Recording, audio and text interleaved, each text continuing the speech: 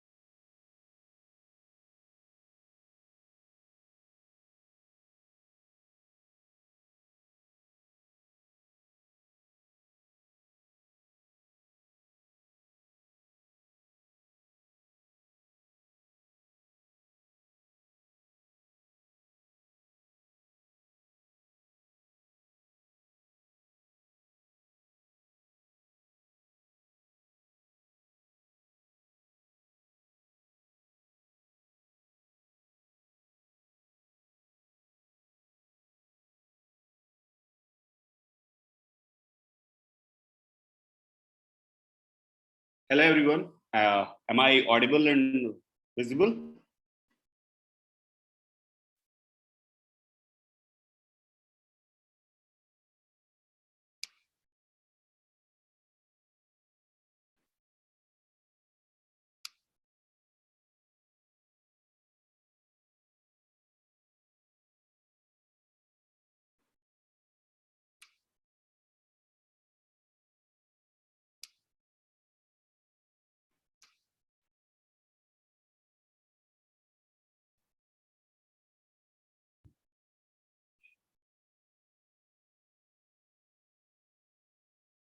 Good. हाँ यार actually board पे अब हम थोड़ा नहीं पढ़ेंगे because we I can not go back to this institute so I have to be at my place. तो हम घर पे ही पढ़ेंगे। मेरी आवाज सही से आ रही है आप सभी को? मेरी आवाज सही से आ रही है आप सभी को? यस। तो without wasting a time let's start. पढ़ाई स्टार्ट करते हैं अपन। तो पहले बात क्लास में जो हमने बात सीखी थी उसमें हमने क्या क्या सीखा। लास्ट क्लास की बात में हमने जो सीखा है वो कभी भी, हाँ मैं ठीक हूँ थैंक यू।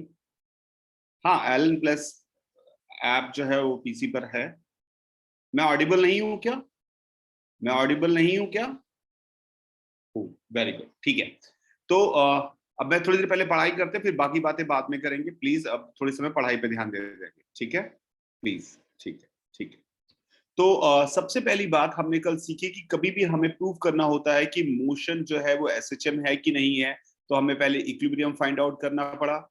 इक्विलिब्रियम अगर एक बार निकल के आ गया, इक्विलिब्रियम की जगह निकल के आ गई हमारे पास, तो हमें थोड़ा राइटिंग सुधारने में थोड़ा समय लगेगा। अभी बहुत ही गंदी आ रही है इक्विलिब्रियम, राइटिंग बहुत गंदी आ रही है। इक्विलिब्रियम फाइंड आउट करेंगे, then we have to go to a general position. General position पे जाएंगे, उस जनरल पोजीशन पे हम फोर्स लिखेंगे।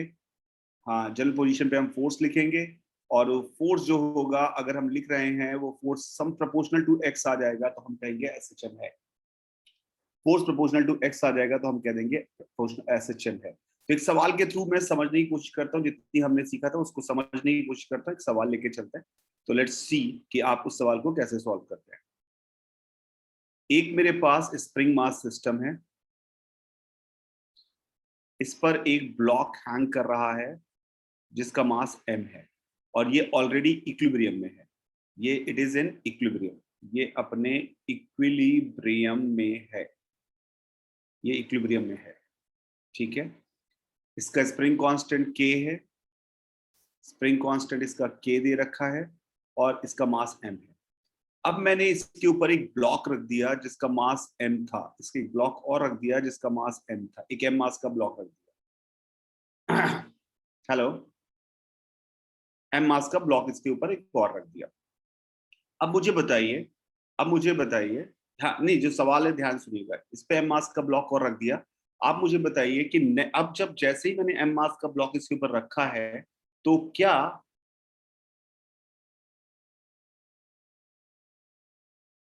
इसका इलोंगेशन, क्या नया इक्विलिब्रियम पोजीशन बदल जाएगा? क्या नया इक्विलिब्रियम पोजीशन बदल जाएगा इसका? यस, क्योंकि नया इक्विलिब्रियम पोजीशन यानी जहां पे फोर्स बैलेंस हो वहां पर नया इक्विलिब्रियम पोजीशन आएगा, तो नया इक्विलिब्रियम पोजीशन इसका बदलने वाला है। तो नई अभी ये यहाँ से अगर मैं ये बात करूं, ये नेचुरल लेंथ थी अगर मान लो फॉर एग्जांपल, तो ये ऑलरेडी खिसका हुआ था mg/k, ये ऑलरेडी mg/k यहाँ पर खिसका हुआ था। अगर हमने ये ब्लॉक इसके ऊपर रख दिया तो अब इसका टोटल मास 2 ओम हो गया है, तो न्यू इक्विलिब्रियम पोजीशन यहाँ कहीं पे आ जाएगी, और ये लेंथ और mg/k होगी। न्यू इक्विलिब्रियम पोजीशन यहाँ पर आ जाएगी और ये लेंथ mg/k फिर से होगी। क्या मेरी बात समझ में आ गई? अब मुझे बताइए 2mg/k हो जाएगी, ठीक है। यहाँ पे जैसे ही ब्लॉक रखा ये यहाँ पर आ गया। अब मैं जो सवाल पूछ रहा हूँ, इसके बाद अगला सवाल मैं आपको दूंगा करने को, पहले इस सवाल को ध्यान समझिएगा।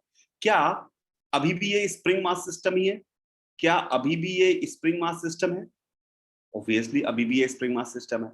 तो क्या इसका ओमेगा बदल गया कि सेम रहा? उसका ओमेगा बदल गया कि सेम रहा? ओमेगा का फॉर्मूला क्या था? √k/m, तो ओमेगा बदल गया। तो नया ओमेगा की वैल्यू हमारे पास आ गई √k/2m। नए ओमेगा की वैल्यू आ गई √k/2m। अच्छा, ये भी हो गया। अब वो पूछ रहा है कि हाउ लो इट विल गो, कितना और जाएगा। ये नई इक्विलिब्रियम पोजीशन ये हमारे पास है। जहां से इसने स्टार्ट किया था, जब हमने इसके ऊपर मास रखा, पार्टिकल रखा और इसने मोशन स्टार्ट किया था, उस समय उस मूवमेंट पर क्या इसकी वेलोसिटी 0 थी? उस मूवमेंट पे क्या उसकी वेलोसिटी 0 थी? जस्ट रखा है, तो ऑब्वियसली मोशन अब स्टार्ट करेगा, तो उस समय इसकी वेलोसिटी 0 है। जिस पॉइंट पर एसएचएम में वेलोसिटी 0 होती है उसे क्या कहते हैं? जिस पॉइंट पर वेलोसिटी 0 होती है उसे क्या कहते हैं? जिस पॉइंट पर वेलोसिटी 0 होती है उसको क्या कहते हैं? Extreme position. मीन पोजीशन तो उसे कहते हैं जहां पर फोर्स 0 होता है, जो इक्विलिब्रियम पोजीशन है जो हमने यहां निकाली है, तो ये एक्सट्रीम पोजीशन है। तो ये इसकी एक्सट्रीम पोजीशन है, ये इसकी नई मीन पोजीशन है। तो can you tell me what is the new amplitude? New amplitude कितना होगा? न्यू एम्पलीट्यूड कितना होगा? mg/k। तो न्यू एम्पलीट्यूड की वैल्यू जो आएगी ब्लॉक रखने के बाद ये एसएचएम करेगा, और एम्पलीट्यूड की वैल्यू जो आएगी वो आएगी mg/k। तो अब मुझे बताइए, इक्विलिब्रियम से ऊपर mg/k से स्टार्ट किया है, तो नीचे कितना और जाएगा? इक्विलिब्रियम से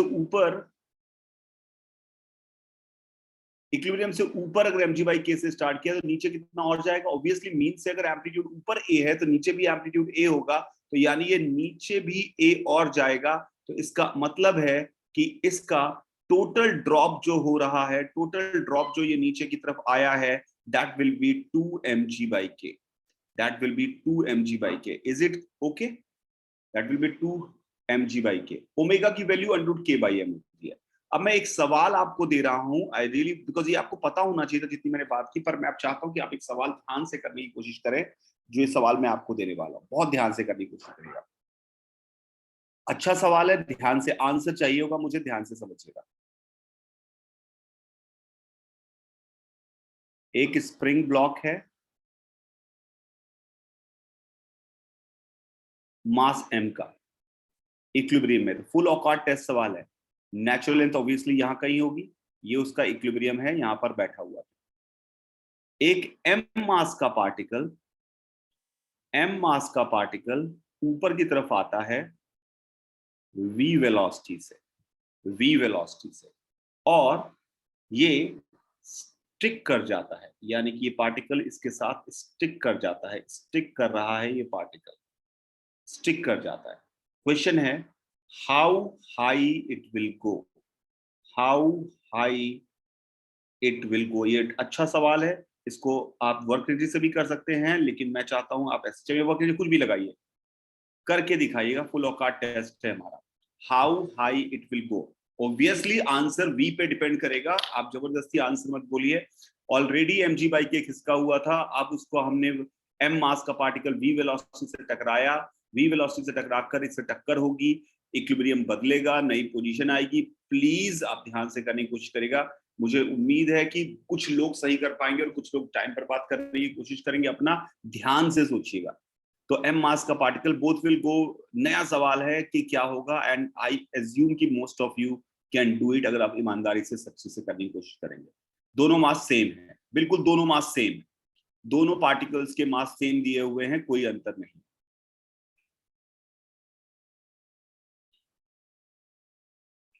गंदा आंसर आएगा, मैं पहले बता दे रहा हूं.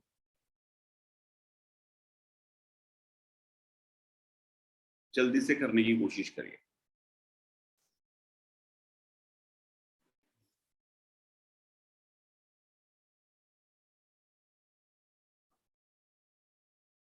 इक्विलिब्रियम पोजीशन बदल जाएगी, ये याद रखिएगा. इक्विलिब्रियम पोजीशन बदल जाएगी. क्वेश्चन है, एक m मास का पार्टिकल ऑलरेडी वर्टिकली इक्विलिब्रियम में था, एक m मास का पार्टिकल नीचे v वेलोसिटी से आया और उससे टकराया. क्वेश्चन है how high it will go. अथवा अभी हम डायनामिक्स पढ़ रहे हैं एसएचएम की. No, it will not go up to natural length. Depend करता है कि क्या होगा. Yes Tanmay, write whatever you want to write. How high it will go.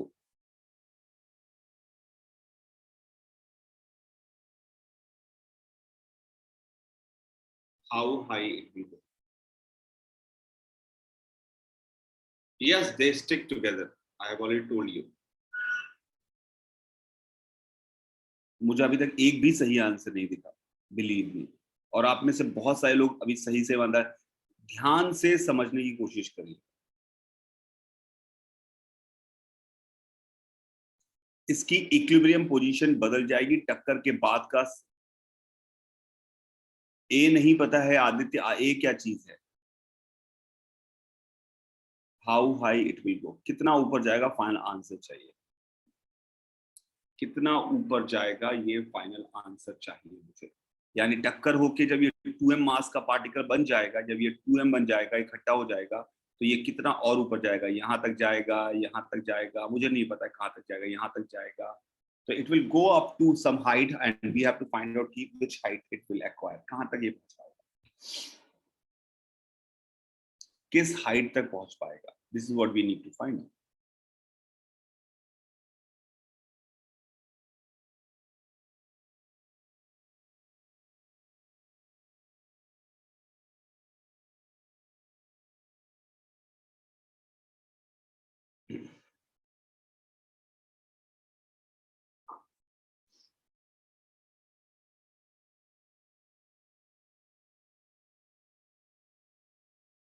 टक्कर के बाद इसका मास 2m हो गया, स्पीड v/2 हो गई, नेचुरल लेंथ यहां कहीं होगी, ये ऑलरेडी mg/k ये डिस्टेंस हो गई mg/k। ये चीजें तो आपने बता देनी चाहिए कि कितना होगा, इतनी बातें तो आपको पता होनी चाहिए, इतनी बातें आपको पता होनी चाहिए। नेचुरल लेंथ आपकी जहां है वहां है, उसका इलोंगेशन mg/k था, उसका मास 2m हो गया, वेलोसिटी v/2 हो गई। अब क्या होने वाला है? क्या होने वाला है आप मुझे बताइए कि अपन इसको, मैंने क्या बोला, इसको हम वर्क एनर्जी थ्योरम v/2 कैसे हुई? v/2 ऐसे हुई क्योंकि मोमेंटम कंजर्व हुआ, मास पहले m था, v वेलोसिटी से आ रहा था और एक m मास रुका हुआ था, तो मास जब टकराया तो 2m हो गया, परफेक्टली इलास्टिक कोलिजन जैसा 2m मास हो गया, तो ऑब्वियसली मोमेंटम कंजर्वेशन से स्पीड v/2 हो गई। SHM चल रहा है, नए स्टूडेंट है अगर आप पहली बार आए हैं तो, वेलोसिटी v/2 हो गई।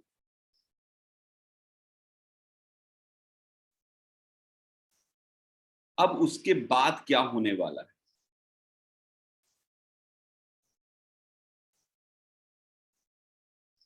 हाँ, कुछ गंदा सही आंसर आएगा। गुफरान खान और कुछ लोगों ने वैसे आंसर लिखे हैं, शायद सही हो उनका, मुझे नहीं पता, यू हैव टू चेक, आप देख लीजिएगा। अच्छा एक बात बताइए, चलिए पहले बताइए हम इसको किससे सॉल्व करें, SHM के फंडों से कि वर्क एनर्जी थ्योरम से? SHM से कि वर्क एनर्जी थ्योरम से? SHM से, ठीक है। अब ध्यान से बताइएगा मुझे। अच्छा, टक्कर के बाद का सिचुएशन ये है, let's say it is a new question कि ये कहां तक जाएगा, टक्कर के बाद की फोटो है। आप बता सकते हैं टक्कर के बाद जो 2m मास है उसका इक्विलिब्रियम पोजीशन कहां पर होगा? उसका इक्विलिब्रियम पोजीशन यहां कहीं होगा। क्या मुझे आप सबको पता है कि इसका इक्विलिब्रियम पोजीशन यहां कहीं होगा? ये लेंथ, ये इक्विलिब्रियम पोजीशन है, ये इक्विलिब्रियम पोजीशन है, ये लेंथ यहां से यहां तक की जो लेंथ है ये भी mg/k होगी, ये भी mg/k होगी। इक्विलिब्रियम लेंथ यहां पर नीचे होगी, 2m मास है ना, तो 2m मास का इक्विलिब्रियम पोजीशन कहां होगा? 2mg/k पर, mg/k ऑलरेडी था, तो ये इक्विलिब्रियम पोजीशन है। ये SHM कर रहा होगा, उस SHM का ओमेगा कितना होगा? उस SHM का ओमेगा की वैल्यू होगी √k/2m। ये सही है क्या? ओमेगा √k/2m होगा।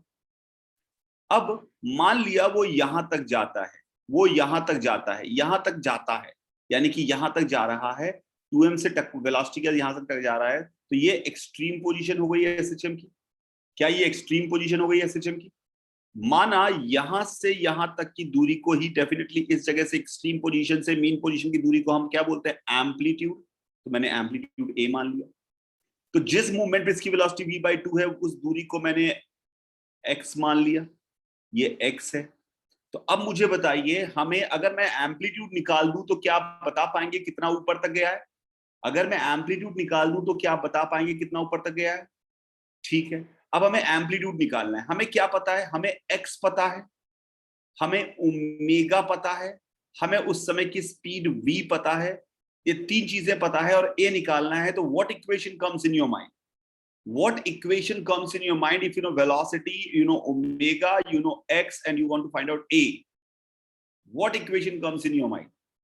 हाँ, आपके पास एक इक्वेशन है, बिल्कुल सही कहा आपने, वही इक्वेशन आपके पास है v और x के रिलेशन वाली।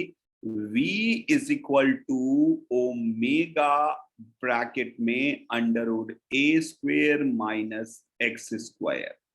v is equal to omega √x²। तो v की जगह हमें लिखना पड़ेगा, v की जगह हम वैल्यूज अगर हम पुट करने की कोशिश करेंगे तो v की जगह हमें लिखना पड़ेगा v/2, टक्कर के बाद की वेलोसिटी v/2।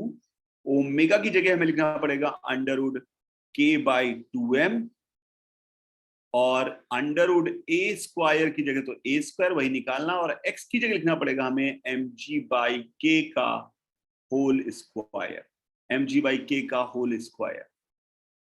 क्या आप इससे a निकाल पाएंगे? क्या आप इससे a निकाल पाएंगे? यस, तो obviously we can get the answer, but I really want कि एक बार मैं इस सवाल को दोबारा सॉल्व करूं बाय द नॉलेज ऑफ, बिल्कुल कई लोगों का सही था, मुझे दिख रहा था गुरफान खान और जतिन कि आप लोगों का सही लग रहा था। ठीक है, मैं फिर से एक बार वर्क एनर्जी थ्योरम वाले से भी करूंगा, ध्यान से समझिएगा। फिर पहले मैं एक बार इसको वापस से इस मेथड की बात करता हूं कि जो मैंने क्या किया, ध्यान से सुनिएगा, ध्यान से सुनिएगा, प्लीज ध्यान से सुनिएगा। मैंने कहा टक्कर के बाद उसका मास 2m हो गया, टक्कर के बाद उसका मास 2m हो गया, वेलोसिटी v/2 हो गई। कैसे? सिंपल, मैंने जो लॉजिक इसमें लगाया है, टक्कर के बाद मास 2m, simple momentum conservation. m मास का पार्टिकल v वेलोसिटी से आ रहा था और एक m मास का पार्टिकल रुका हुआ है, जब वो 2m मास हो जाएगा तो मोमेंटम कंजर्वेशन के हिसाब से उसकी वेलोसिटी v/2 हो जाएगी। क्या यहां तक क्लियर है? आर्य शर्मा, वेलोसिटी v/2 हो जाएगी, क्लियर है? गुड। अब मैं देखता हूं नए सवाल में, टक्कर का काम खत्म ना, टक्कर का काम खत्म हो गया। अब हमारे इस ब्लॉक के पास मास इस ब्लॉक का 2m है, वेलोसिटी v/2 है, और इस समय वो नेचुरल लेंथ से mg/k नीचे है, क्योंकि ऑलरेडी mg/k नीचे था। जस्ट टक्कर के बाद का फोटो है, तो mg/k तो नहीं बदल जाएगा, वो उतना ही रहेगा। ये मोशन करना स्टार्ट किया, तो मैंने कहा कि ये एक स्प्रिंग मास, इक्विलिब्रियम पोजीशन पे कभी भी v0 नहीं होगा। इक्विलिब्रियम पोजीशन पे कभी v0 नहीं होता, वहां मैंने एक्सट्रीम पोजीशन पे कहा था। ध्यान सुने, अब ध्यान से। 2m मास का पार्टिकल, अब इसका v/2 वेलोसिटी है। अब मैंने कहा कि क्या ये एक स्प्रिंग मास सिस्टम है? आपने कहा हाँ सर ये एक स्प्रिंग मास सिस्टम है। मैंने कहा स्प्रिंग मास सिस्टम कैसा मोशन करता है? आपने कहा सर वो SHM करता है। मैंने कहा SHM करता है, उसका ओमेगा कितना होगा? तो आपने कहा सर ओमेगा होगा √k/2m, ओमेगा होगा √k/2m। मैंने कहा अच्छा। मैंने कहा इक्विलिब्रियम पोजीशन कहां होगी? उसमें आपने कहा जहां फोर्स बैलेंस होंगे। मैंने कहा कहां? तो आपने कहा 2mg जब kx के बराबर होगा, उससे आपने इक्विलिब्रियम पोजीशन निकाली, जो आपको दिख गई कि mg/k से और नीचे है, तो आपने इक्विलिब्रियम पोजीशन बना दी। आपने न्यू इक्विलिब्रियम पोजीशन ये बना दी, जो कि नेचुरल लेंथ से 2mg/k नीचे होनी चाहिए थी, वो आपने यहाँ पे बना दी। अब आपको पता नहीं है कहां तक ऊपर जाएगा। माना किसी एक एक्सट्रीम पोजीशन तक ऊपर जाएगा, मैंने ये एक्सट्रीम पोजीशन बनाई, मैंने कहा यहां तक मान लिया ऊपर जाएगा। एक्सट्रीम पोजीशन की सिर्फ एक ही पहचान है, जहां पे v0 होता है। एक्सट्रीम पोजीशन की सिर्फ एक ही पहचान है, जहां पे v0 होता है। जिस भी जगह वो आपको दिख जाएगा कि एक्सट्रीम v0 है, वो एक्सट्रीम पोजीशन है। या फिर मैं कह दूं दूसरी भाषा में कि काइनेटिक एनर्जी 0 है, या तीसरी भाषा में जिस पॉइंट पे टोटल एनर्जी पोटेंशियल एनर्जी के बराबर होगी, जिस पॉइंट पर टोटल एनर्जी पोटेंशियल एनर्जी के बराबर होगी, वो एक्सट्रीम पॉइंट है। जिस पॉइंट पे टोटल एनर्जी पोटेंशियल एनर्जी के बराबर होगी, वो एक्सट्रीम पॉइंट है। कई परिभाषाएं हैं एक्सट्रीम पॉइंट की। मीन पॉइंट की एक ही परिभाषा है, जहां पर फोर्स 0 होगा, वहां पर फोर्स 0 होगा, वो हमारा मीन पोजीशन होता है। तो आई होप आपने एक्सट्रीम पोजीशन में पता नहीं थी, मैंने मान लिया यहाँ पर है। तो एक्सट्रीम से मीन के बीच की डिस्टेंस को मैंने माना, इसका नाम एम्पलीट्यूड है a, और इसको एम्पलीट्यूड a कह दिया। अब हमें वैल्यू निकालनी है a की कितनी होगी, a की वैल्यू निकालनी है कितनी होगी। तो a की वैल्यू निकालने के लिए मैंने क्या किया, a की वैल्यू निकालने के लिए मैंने कहा कि मान लिया a की वैल्यू a है। अब हमें पार्टिकल की वेलोसिटी पता है उस मूवमेंट पे v/2, पार्टिकल का SHM का ओमेगा पता है √k/2m, पार्टिकल का x पता है मीन पोजीशन से दूरी। तो मैंने कहा कौन सा फॉर्मूला दिमाग में आता है? तो आपने कहा ये वाला फॉर्मूला दिमाग में आता है। तो इसमें सब कुछ डालेंगे and we can get the answer, we can get the answer. Himanshu Sharma mg/k कैसे आया? मैंने कहा ना 2m मास का 2mg/k आएगा। अब मैं इस सवाल को वापस से सॉल्व कर रहा हूं। अगर मुझे SHM नहीं आता होता, नॉर्मल वर्क एनर्जी थ्योरम आता, तो भी कैसे सॉल्व करते? तो ये हमारा स्प्रिंग है, स्प्रिंग है। टक्कर के बाद का फोटो बना रहा हूं, प्लीज ध्यान से देखिएगा। ये 2m है, ये v/2 से जा रहा है। नेचुरल लेंथ यहां कहीं है, क्योंकि टक्कर से पहले m मास टंगा हुआ था, तो ऑलरेडी एक इलोंगेशन था जिसकी वैल्यू mg/k है। यहां तक का फोटो तो टक्कर के बाद का दुनिया में सबको बनाना पड़ेगा, जो भी इस सवाल को सॉल्व करने वाला है, mg/k। अब वो पूछ रहा है और कितना ऊपर जाएगा, तो मैंने माना कि वो यहां से, माना लेट यहां से x ऊपर और जाएगा, मुझे नहीं पता कहां तक जाएगा। तो मैंने मान लिया कि लेट से ये x ऊपर जाएगा, कोई दिक्कत? मैंने मान लिया x ऊपर जाएगा। x ऊपर जाएगा मतलब वहां जाकर उसकी वेलोसिटी 0 हो जाएगी, नहीं तो और ऊपर जाता। x ऊपर जाएगा यानी वहां पर जाकर उसकी वेलोसिटी 0 हो जाएगी। x ऊपर जाएगा, वहां पे उसकी वेलोसिटी 0 हो जाएगी, हमें x निकालना है। तो अब मैंने क्या किया, मैंने कहा मुझे तो सिर्फ एक आवाज आती है वर्क एनर्जी थ्योरम। मैंने इस पॉइंट से v = 0 वाले पॉइंट तक आपका वर्क एनर्जी थ्योरम लगाया। हाँ, नेचुरल से आगे भी जा सकता है। अब कहीं तो मानना पड़ेगा ना निखिल ना गए। बिल्कुल अच्छी बात आपने पूछी ताकि डाउट है सबको क्लियर हो जाए। आपने कहा सर आपने एक्स यहां तक क्यों माना, आप ऊपर तक मान लेते, कोई फर्क नहीं पड़ता। आप जहां तक मानिए वहां तक इक्वेशन लिखिए properly, you are going to get the correct answer. आपको पहले से ही थोड़ी पता कि वो कहां तक जाएगा। तो नेचुरल के ऊपर भी जा सकता है, नेचुरल के नीचे भी जा सकता है, मुझे नहीं पता कहां तक जाएगा निखिल। तो आप कुछ भी मान लीजिए, कोई फर्क नहीं पड़ता। हाँ, वी का नाम नहीं पता ना, वी की वैल्यू कितनी है। वी की वैल्यू पता होती तो मैं बता देता कि कहां तक जाएगा। तो हम एक्स की वैल्यू मान लेते हैं। नेचुरल लेंथ तो नेचुरल लेंथ होता है आरुषि। नेचुरल लेंथ मतलब जहां पे स्प्रिंग अपनी नेचुरल लेंथ में है, यानी जिस तरह बनाई गई है फैक्ट्री में, उस लेंथ को नेचुरल लेंथ कहते हैं। नेचुरल लेंथ कभी थोड़ी बदलती है। ठीक है, तो अब ये एक्स ऊपर जाएगा, तो अब मैंने वर्क थ्योरम लगाया।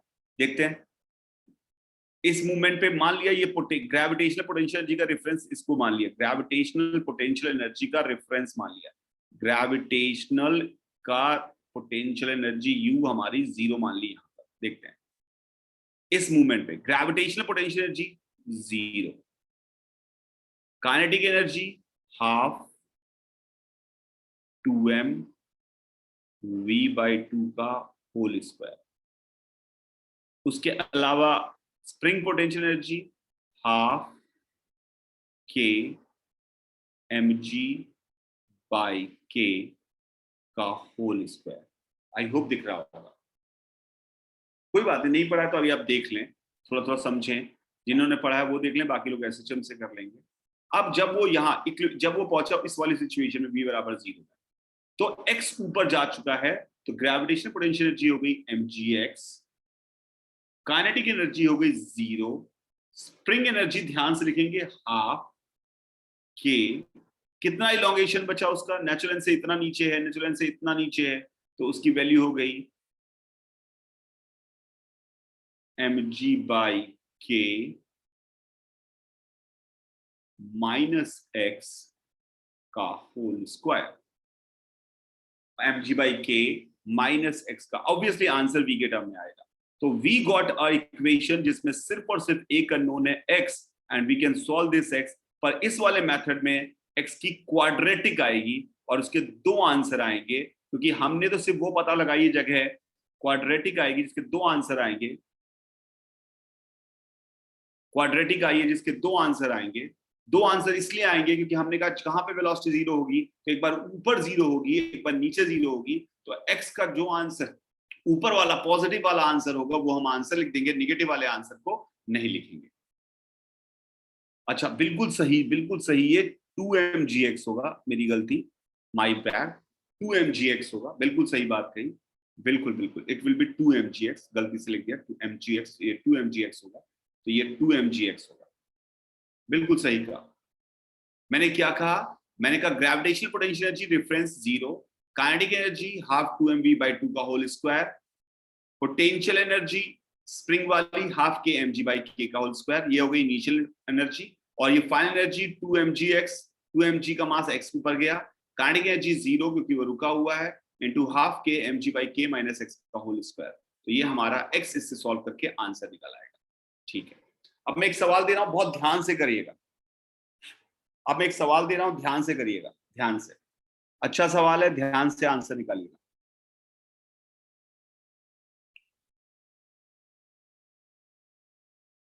एक स्प्रिंग है, एक ब्लॉक है मास m का k, इसको नेचुरल लेंथ से a दबा के छोड़ा गया है। फोटो देखिए, ये मत सोचिएगा पहले किया हुआ है, नेचुरल लेंथ है। इससे नेचुरल लेंथ पर ही एक ब्लॉक रखा है मास 2m का। They collide and stick, they collide and stick, collide करते हैं और स्टिक कर जाते हैं। They collide and stick, find maximum elongation. Please कर दीजिएगा, आसान है, मुश्किल नहीं है। फाइंड मैक्सिमम इलोंगेशन, टक्कर के बाद बनाइए और उसको कौन सा एसएचएम होगा, उसकी मीन पोजीशन कहां होगी, वो सब निकालने की कोशिश करें।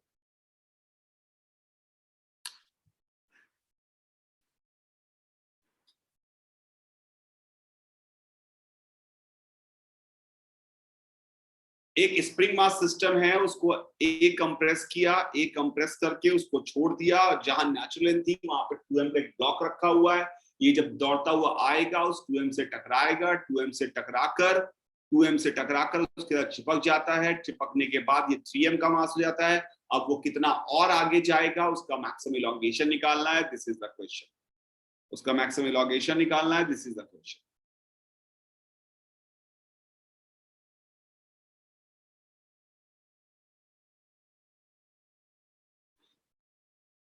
नकुल रघुवंशी का आंसर बहुत जल्दी a/√3 आ गया। देखते हैं सही है कि गलत।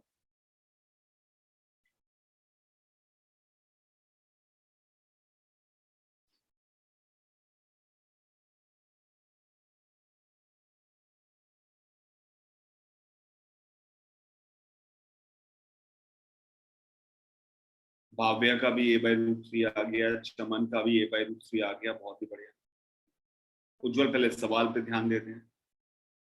इज ए एम्पलीट्यूड, मुझे नहीं पता, जो सवाल में बोला गया वो मैंने बोल दिया, ए दबा के छोड़ दिया, यानी कि एक्सट्रीम से स्टार्ट कर रहा है।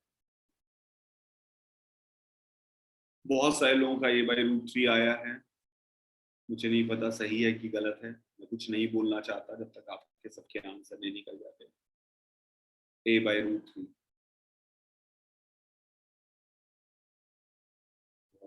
a/√3 की बाहर लगी हुई है, पता नहीं सही है कि गलत। देखते हैं। तो हमारा ये पार्टिकल जैसे ही इससे टकराएगा, सबसे पहले ये तो क्लियर कर लेना कि जैसे ही ये इससे टकराएगा नेचुरल लेंथ पर, तो जो भी इसकी वेलोसिटी होगी टक्कर से पहले, अगर वो v थी तो वो v/3 हो जाएगी और इसका मास 3m हो जाएगा। अगर टक्कर से पहले उसकी वेलोसिटी v थी, इतना तो आना चाहिए भाई। अगर टक्कर से पहले उसकी वेलोसिटी v थी तो v/3। अब टक्कर से पहले वो नॉर्मल एसएचएम कर रहा था तो उसकी वेलोसिटी टक्कर से जस्ट पहले होगी a omega, which is a√k/m, a√k/m। तो टक्कर के बाद 3m की मास की वेलोसिटी हो जाएगी a/3 √k/m, a/3 √k/m। Check करें सभी लोग, a/3 √k/m, a/3। टक्कर के बाद का मोशन ये ग्रीन वाला है, जिसके पास मीन पोजीशन पे वेलोसिटी इतनी है। टक्कर के बाद क्या ये अभी भी स्प्रिंग मास सिस्टम है? टक्कर के बाद क्या अभी भी ये स्प्रिंग मास सिस्टम है? हाँ है। इसका ओमेगा, नया ओमेगा कितना है? नया ओमेगा इसका है √k/3m।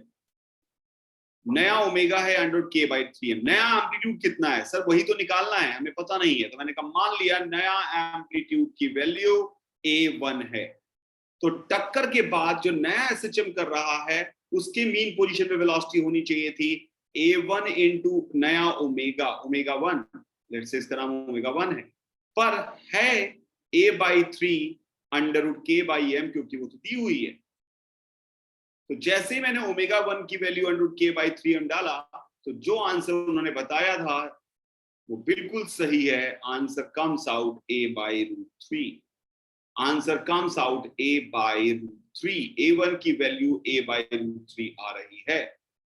v/3 कैसे हुआ ये तो आपको आना ही पड़ेगा। मोमेंटम कंजर्वेशन से मैं उसकी मदद नहीं कर पाऊंगा, v/3 आना ही पड़ेगा। कुंदन, हर्ष सिंह, इतना काम तो करना ही पड़ेगा। a/√3, जो कि मेजॉरिटी ऑफ द बच्चों ने सही आंसर दिया था। आई एम वेरी हैप्पी कि मेजॉरिटी ऑफ द बच्चों का आंसर सही आया था, a/3 √k/m। एक और लास्ट चांस दे रहा हूं, आंसर सही निकालिएगा, प्लीज सही से करने की कोशिश करिएगा। एक और लास्ट चांस दे रहा हूं, फिर से लास्ट टाइम रिपीट करूं मैंने क्या कहा। देखिए ध्यान से सुनिए, एसएचएम में अब एकदम शांत होकर मेरी बात सुनिए। जब भी कोई टक्कर फक्कर वाला सवाल हो तो टक्कर से जस्ट पहले का डायग्राम और टक्कर के जस्ट बाद का डायग्राम, टक्कर के जस्ट बाद का डायग्राम और पहले का डायग्राम में आपको मोमेंटम कंजर्वेशन जैसी चीजें लगानी पड़ेंगी, कोएफिशिएंट ऑफ रेस्टिट्यूशन जैसी चीजें लगानी पड़ेंगी। वो काम कर ले। उतना काम करने के बाद अब आप नए सवाल को सोचिए कि अब ये एकदम नया सवाल है, टक्कर के बाद की फोटो को देखिए और नया सवाल सोचिए, क्या ये स्प्रिंग मास है? हाँ है। क्या ये एसएचएम करेगा? हाँ है। क्या इसका ओमेगा इतना होगा? इसकी इक्विलिब्रियम पोजीशन कहां होगी? फिर देखिए कौन से फॉर्मूले से क्या चीज निकल सकती है। You are going to get the answer immediately.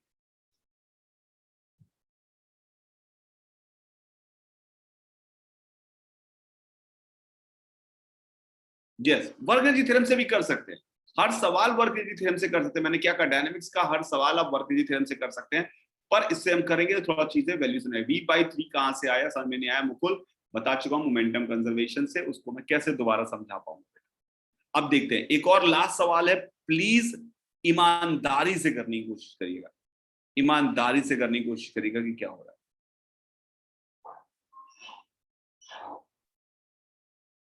एक स्प्रिंग मास सिस्टम, फिर से वही सवाल है, वैसे ही सवाल है, m मास का, उसको नेचुरल लेंथ से a कंप्रेस करके छोड़ दिया और नेचुरल लेंथ से यहाँ पे 2m मास रखा है a/2 दूरी पर, a/2 दूरी पे 2m मास रखा है।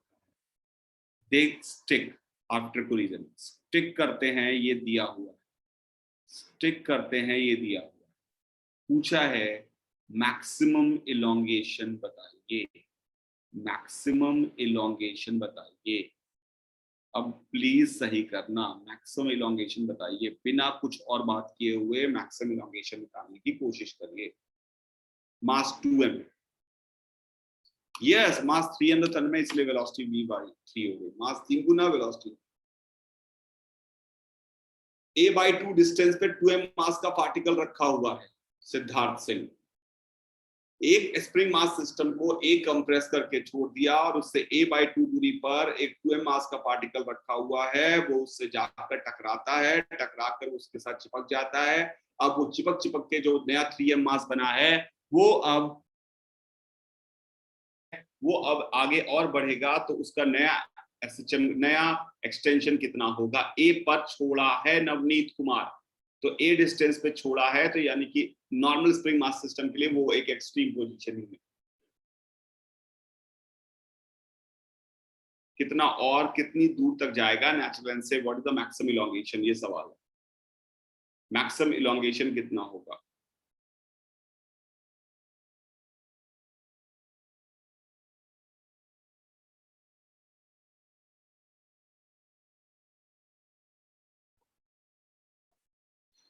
जल्दी,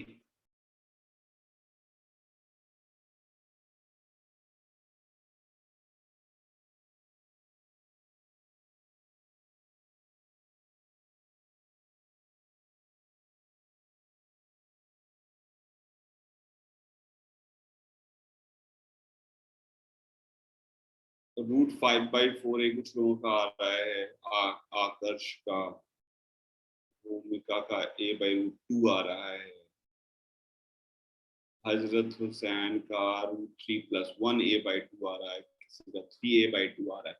देखो 3a/2 तो नहीं आ सकता, a से तो कम ही आंसर होगा, क्योंकि भाई टक्कर के बाद एनर्जी लॉस हुई है, तो a से तो कम ही जाएगा। a/√2 कई लोगों का आ रहा है, √5/2, 3a/4 आ रहा है, मुझे नहीं पता सही आंसर क्या है, 3a/2 आ रहा है, 2 आ रहा है। सही आंसर मुझे नहीं पता, पर कैलकुलेशन आपको करनी ही पड़ेगी ध्यान से।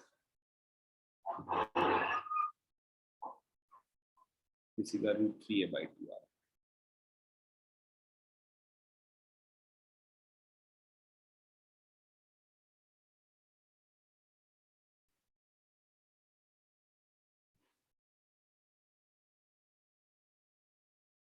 कोशिश करो बे।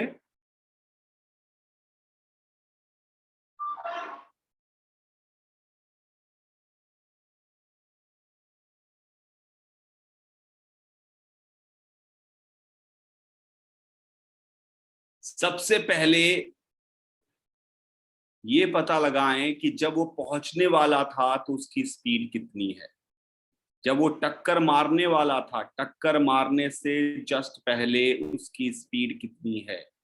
टक्कर मारने वाला था 2m को, उससे पहले उसकी स्पीड कितनी है, उससे पहले उसकी स्पीड कितनी है, वो आपको निकालना पड़ेगा। टक्कर से जस्ट पहले उसकी स्पीड कितनी है, चाहे आप वर्क एनर्जी से निकालिए चाहे सिस्टम के फॉर्मूले से निकालिए। मैं तो सिस्टम के फॉर्मूले से निकालूंगा। उसकी स्पीड है टक्कर के जस्ट पहले v is equal to omega which is √k/m into √a² minus a²/4 which comes out √3/2 a√k/m टक्कर के जस्ट पहले। ये उसकी स्पीड थी टक्कर के जस्ट पहले। टक्कर के जस्ट बाद क्या सिचुएशन होगी, टक्कर के जस्ट बाद की सिचुएशन क्या होगी? टक्कर के जस्ट बाद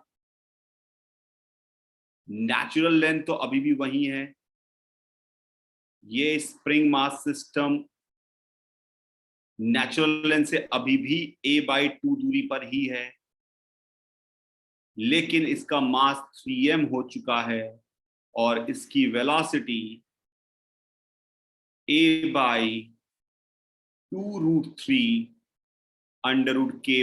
हो गई। a/2√3 कैसे हो गई?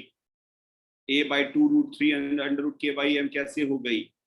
क्योंकि मास 3 गुना हुआ तो वेलोसिटी 1/3 हो गई, और टक्कर के जस्ट पहले वेलोसिटी √3/2 थी, जिसमें 3 का डिवाइड करेंगे तो एक √3 कैंसिल और एक √3 नीचे आ जाएगा, तो ये हो गई। अब क्या ये SHM है टक्कर के बाद का फोटो? आंसर है यस। इक्विलिब्रियम कहां पर है इसका? सर अभी भी नेचुरल लेंथ पर, नेचुरल लेंथ पर, क्योंकि हॉरिजॉन्टल में नेचुरल लेंथ पर इक्विलिब्रियम होता है रिस्पेक्टिव ऑफ मास। नया ओमेगा कितना है? नया ओमेगा सर है √k/3m।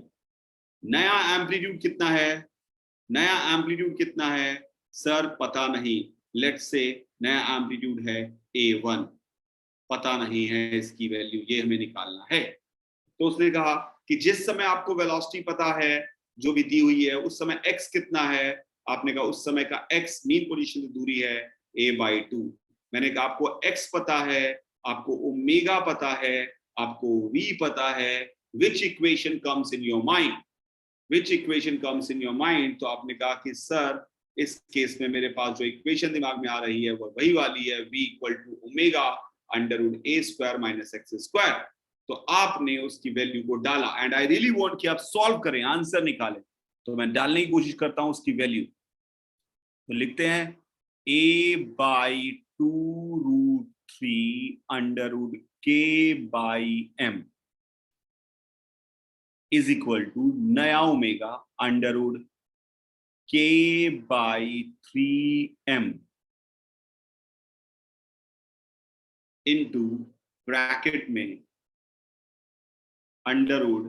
√a1² minus x²। √k/m √k/m 3 cancel, तो हमारे पास आया a/2 is equal to √a1² minus a/2 का होल स्क्वायर। तो हमने इसको जब स्क्वायर किया तो a1 की वैल्यू आ गई a/√2। कितने लोगों का ये सही आंसर था? कितने लोगों का सही आंसर था? बहुत ही बढ़िया, मैंने देखा था बहुत सारे लोगों का आंसर, शानदार। यानी कुछ लोग तो ऐसे हैं अब मुझे दिखने लगे जिनसे सवाल अब बन रहे हैं। बहुत ही बढ़िया, बहुत ही बढ़िया। बार बार पिछले जितने भी सवाल किए बार बार एक ही काम कर रहा हूं, टक्कर से जस्ट पहले, टक्कर के जस्ट बाद, उसके बाद मैं इसकी वेलोसिटी निकालता और कंपेयर करता और आंसर निकल जाता।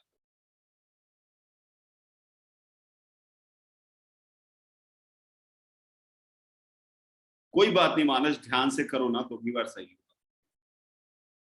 वीरेंद्र कोशिश करें। एक और सवाल दे रहा हूं, प्लीज ध्यान से समझ के, लास्ट सवाल है, इसके बाद मैं इस तरह का सवाल नहीं दे सकता, आपको खुद ही करना पड़ेगा। एक बार और सवाल दे रहा हूं, ध्यान समझिए। करना क्या है, स्टेप बाय स्टेप जितने भी सवाल अपन कर रहे हैं उस समय करना क्या है। उन सारे सवालों में अगर हम बात करें तो हमें मीन पोजीशन का मतलब होता है, देखो ध्यान से सुनो, एसएचएम में क्या क्या चीजें हैं। एसएचएम में है कि पहली बात तो आपको देखना एसएचएम करेगा कि नहीं करेगा वो, उसके बाद आपको इक्विलिब्रियम पोजीशन देखनी है। इक्विलिब्रियम पोजीशन कहां पे होती है? जहां पे फोर्स बैलेंस होता है। तो देखिए फोर्स बैलेंस कहां पर हो रहा है। हॉरिजॉन्टल इक्विलिब्रियम हमेशा वही होता है नेचुरल लेंथ पर, और उस पर वेलोसिटी मैक्सिमम होती है। हॉरिजॉन्टल इक्विलिब्रियम हमेशा नेचुरल लेंथ पर होता है। वर्टिकल इक्विलिब्रियम में इक्विलिब्रियम पोजीशन बदलती है मास बदलने से। हॉरिजॉन्टल में मास बदलने से इक्विलिब्रियम पोजीशन नहीं बदलती। ये मैं पहले भी बहुत बार बोल चुका हूं। नया ओमेगा लिखिए, नई वेलोसिटी लिखिए, नया एक्स लिखिए और आप कंपेयर करिए, you can get the answer.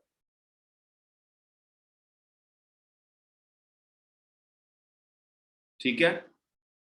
Root के अंदर 3 कैसे? अंडर के बाई 3m ओमेगा की वैल्यू। ओमेगा का फॉर्मूला होता है अंडर के बाई मास। नया मास, नए सवाल का मास 3m है। एक और सवाल दे रहा हूं, लास्ट सवाल। अब इसको एकदम ध्यान से करना, ईमानदारी से प्लीज। बहुत ही बढ़िया। न्यू वी का वैल्यू मोमेंटम कंजर्वेशन से आया। ठीक है, अगला सवाल ध्यान से करना।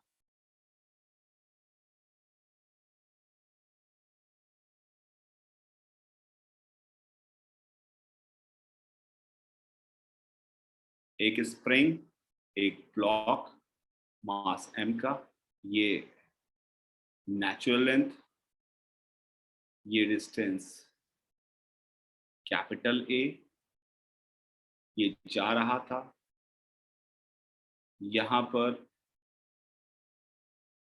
एक ब्लॉक है, ये डिस्टेंस a/2 है, और इस ब्लॉक का मास 3m है। ये इससे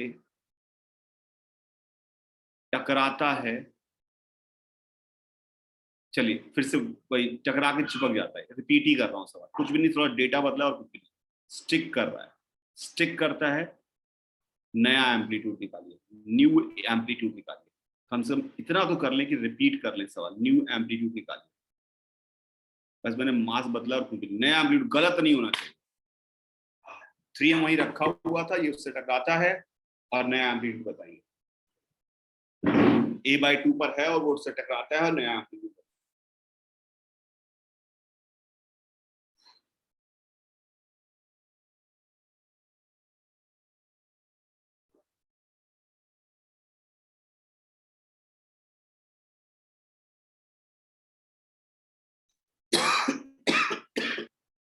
नया एम्पलीट्यूड नहीं बेटा, सवाल पूछा था मैक्सिमम इलोंगेशन। मैक्सिमम इलोंगेशन हमेशा होता है मीन पोजीशन से। वेलोसिटी का फॉर्मूला होता है एसएचएम में omega under root a square minus x square. अब बाकी लोग अपना ध्यान से करने की कोशिश करें। कुछ लोगों ने आंसर निकाल भी दिया, जैसे उसने बोला √13 a/2। मुझे नहीं पता सही है गलत है, मुझे नहीं पता। किसी ने बोला 7/12, 13 a/4 बोला किसी ने, मुझे नहीं पता। आंसर इतना मुझे पता है कि a से छोटा आएगा, तो अगर आपका आंसर a से बड़ा आ रहा है तो आपने कुछ गड़बड़ किया। a/2 से बड़ा आएगा, ऑब्वियसली उसके आगे जाएगा, और a से छोटा आएगा। √7 a/4 किसी ने बोला, किसी ने 7/12 बोला। मुझे नहीं पता सही आंसर क्या, आपको चेक करना पड़ेगा।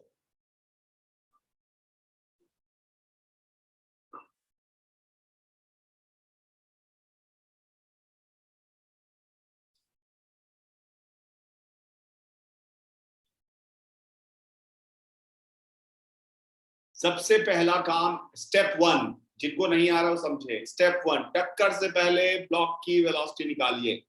टक्कर से पहले ब्लॉक की वेलोसिटी निकालिए by formula omega under root a square minus x square से। टक्कर के जस्ट पहले वेलोसिटी निकालिए। कई लोगों का आंसर √7 a/4 आ रहा है, कुछ का √7 a/12 भी आ रहा है, किसी का 13 a/2 भी आ रहा है, मुझे नहीं पता। 13 a/2 तो √13 a/2 तो नहीं होना चाहिए।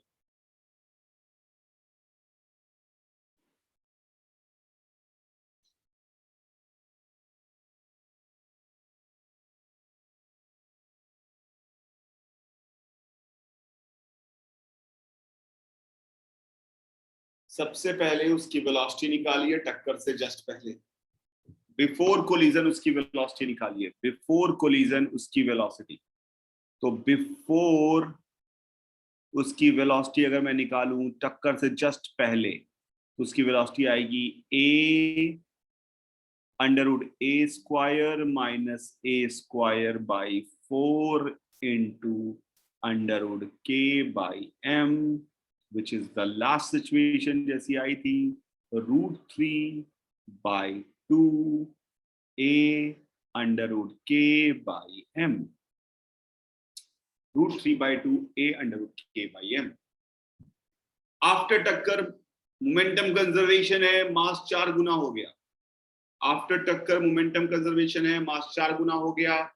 मास जैसे ही 4 गुना हुआ उसकी वेलोसिटी हो गई 1/4 ऑफ द इनिशियल वेलोसिटी, यानी इसकी 1/4, यानी हो गई √3/8 a √k/m, √3/8 a √k/m। टक्कर के बाद की वेलोसिटी √3/8 a √k/m। यहां तक क्लियर है सभी को? टक्कर के जस्ट बाद की वेलोसिटी, गुड। अब टक्कर के बाद जो सवाल पूछ रहा हूं बताइएगा, क्या अभी भी वो स्प्रिंग मास सिस्टम है? हाँ। क्या अभी भी वो SHM करेगा? हाँ। उसका नया ओमेगा कितना होगा? सर उसका नया ओमेगा न्यू जो होगा सर, उसकी वैल्यू √k/4m होगी, कि मास 4m हो चुका है सर चिपकने के बाद। मैंने कहा बिल्कुल सही। आपने कहा नया एम्पलीट्यूड कितना होगा? सर वही तो निकालना है, वो पता नहीं है नया एम्पलीट्यूड कितना होगा। मैंने कहा सही है। तो टक्कर के बाद हमें क्या क्या पता है? टक्कर के बाद हमें पता है वेलोसिटी कितनी है, हमें ओमेगा पता है, और उस टक्कर के जस्ट बाद का डायग्राम में भी x तो वही रहने वाला है, x भी a/2 पता है। तो हमें सिर्फ नया एम्पलीट्यूड निकालना है। तो मैंने टक्कर के बाद के लिए फिर से फॉर्मूला लिखा, नई वेलोसिटी यानी √3/8 a √k/m, नई वेलोसिटी बराबर नया ओमेगा √k/4m इंटू नया amplitude square minus a² x² इन a²/4। तो √k/m कैंसिल, √4 is 2, तो ये हमारे पास आ गया 4, तो स्क्वायर किया तो आया 3a²/16 बराबर a new square minus a²/4। तो जिन्होंने भी आंसर बताया था a √7/4, I am very very happy, their answer is absolutely correct.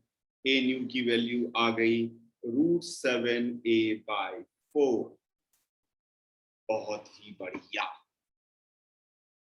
अब मैं एक दूसरे तरह का सवाल लूंगा, बहुत हो गया इस तरह का सवाल, अब एक दूसरे तरह का सवाल लूंगा।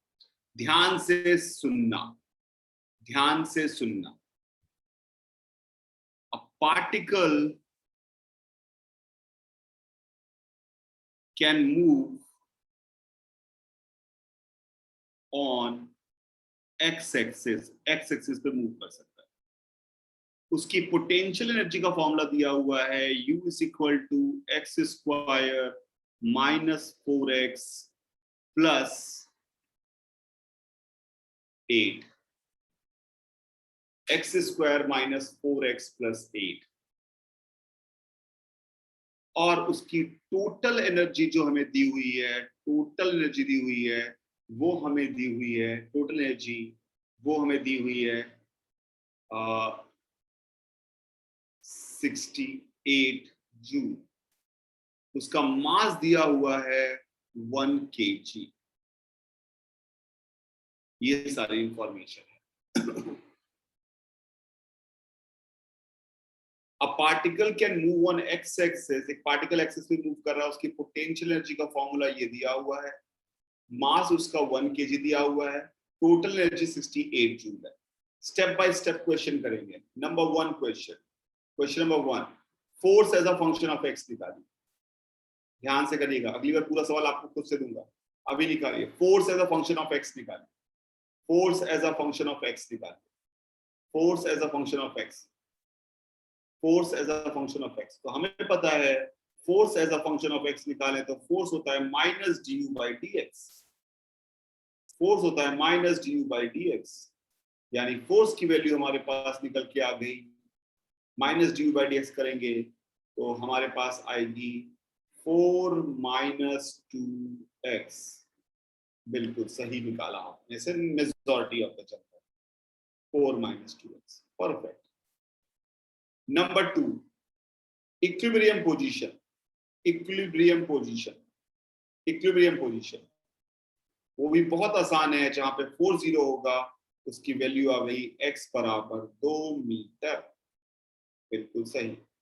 Number 3, nature of equilibrium, investigate करिए नेचर ऑफ इक्विलिब्रियम, इक्विलिब्रियम का नेचर कैसा है, इन्वेस्टिगेट करिए nature of equilibrium, nature of equilibrium stable है कि अनस्टेबल है, इन्वेस्टिगेट करिए। ये x एक्सिस है, ये पॉइंट मान लिया x इक्वल टू 2 है, नेचर ऑफ इक्विलिब्रियम, ये इक्विलिब्रियम वाला पॉइंट है x बराबर 2, ऑरिजिन यहां कहीं होगा x बराबर 0। कैसे चेक करेंगे, बहुत आसान है। आप मान लिए कि पार्टिकल कभी x इक्वल टू 3 पर होता, पार्टिकल कभी x इक्वल टू 3 पर होता तो बताइए फोर्स कितना आता, x की वैल्यू 3 डालने पर फोर्स की वैल्यू कैसे आती है, x माइनस 3 आती, यानी कि जब पार्टिकल राइट साइड में होता फोर्स लेफ्ट साइड में लग रहा होता, माइनस का मतलब लेफ्ट में फोर्स लग रहा है, इसका मतलब राइट में ले जाने पे लेफ्ट में फोर्स लग रहा है। सिमिलरली x की वैल्यू 1 डालिए तो फोर्स पॉजिटिव आ जाएगा, x की वैल्यू 1 डालिए तो फोर्स पॉजिटिव आ जाएगा, x की वैल्यू 1 डालिए तो फोर्स पॉजिटिव आ जाएगा, यानी फोर्स पॉजिटिव मतलब यानी इधर कहीं पार्टिकल होगा तो इधर जा रहा होगा, इधर फोर्स लग रहा होगा। इसका मतलब ये हो गया कि इतना गारंटी हो गई कि स्टेबल है, स्टेबल है, ठीक है। अगला चौथा पॉइंट, चौथा पॉइंट, इज इट SHM और नॉट, इज इट SHM और नॉट, इज इट SHM और नॉट, इसका पता लगाना है। इज इट SHM और नॉट, इसका पता लगाना।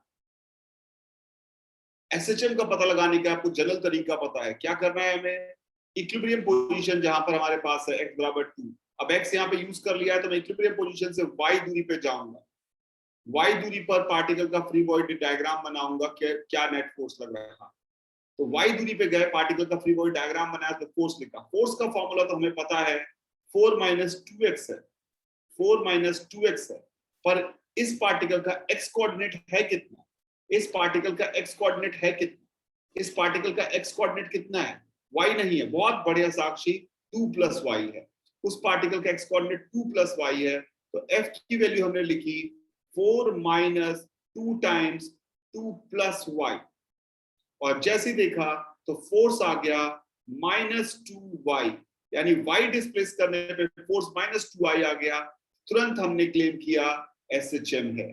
SHM है तो उसका ओमेगा बताइए, SHM है तो उसका ओमेगा बताइए, SHM है तो उसका ओमेगा बताइए, SHM है तो उसका ओमेगा बताइए। ओमेगा, ओमेगा होता है F बराबर माइनस CX में under root C by M, तो ओमेगा की वैल्यू आ गई under root 2 by mass, mass 1 kg दे रखा था, अगर आपको याद हो तो मास 1 kg दे रखा था, तो हमने अंडर 2 बाई M, ओमेगा की वैल्यू आ गई √2। फिर से वापस सवाल दिखा देता हूं, अब मुझे बताइए ओमेगा की वैल्यू √2 आ गई, अब मैं जो पूछ रहा हूं वो ध्यान से बताइएगा, अब मुझे बताइएगा ध्यान से, ओमेगा की वैल्यू √2 आ गई है। अब अगला सवाल, what is the extreme position, where are the extreme position, 4 में SHM प्रूव करना था, एक्सट्रीम पोजीशन बताइए कहां है, एक्सट्रीम पोजीशन कहां है, एक्सट्रीम पोजीशन कहां है, एक्सट्रीम पोजीशन कहां है, एक्सट्रीम पोजीशन की परिभाषा सोचिए, एक्सट्रीम पोजीशन की परिभाषा सोचिए, एक्सट्रीम पोजीशन की परिभाषा क्या थी, जहां वेलोसिटी 0 है, वेलोसिटी 0 है तो इसका मतलब है काइनेटिक एनर्जी कितनी है, वेलोसिटी 0 है तो काइनेटिक एनर्जी कितनी है, वो भी 0 है, काइनेटिक एनर्जी 0 है तो पोटेंशियल एनर्जी किसके बराबर हो गई, बहुत ही बढ़िया लिखा, नाम नहीं पढ़ पाया जल्दी में, और उन्होंने लिखा कि वो पॉइंट जहां पर पोटेंशियल एनर्जी टोटल एनर्जी के बराबर हो जाए। तो जल्दी से U और T को इक्वेट करके X निकालिए, U और T को इक्वेट करके X निकालिए, पोटेंशियल एनर्जी टोटल एनर्जी के बराबर करिए और X निकालिए, पोटेंशियल एनर्जी को टोटल एनर्जी के बराबर करिए और X निकालिए। दो आंसर आएंगे, बिकॉज इक्विलिब्रियम में के बाद दो एक्सट्रीम पोजीशन होती है। दो आंसर आएंगे, दो आंसर आएंगे, दो आंसर आएंगे। क्या क्या दो आंसर आ रहे हैं, जल्दी चेक करें। 10 और -6 आ रहे हैं शायद।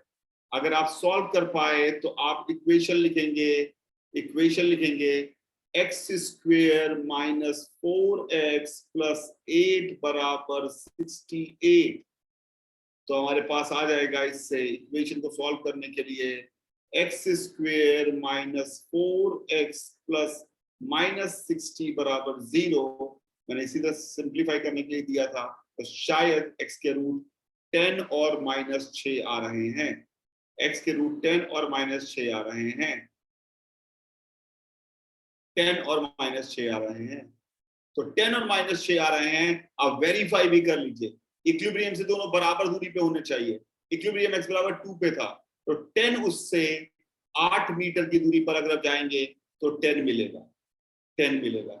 इधर अगर 8 मीटर की दूरी पे जाएंगे तो -8 मीटर की दूरी पे जाएंगे तो -6 मिलेगा। तो इसका मतलब है एकदम सही कैलकुलेशन है। ओमेगा कैसे निकाला? ओमेगा मैंने निकाला था F बराबर -CX या CY, जिससे भी कंपेयर करना हो उससे। C की वैल्यू √ओमेगा² होती है, C/m होता है ओमेगा², उससे कंपेयर किया था।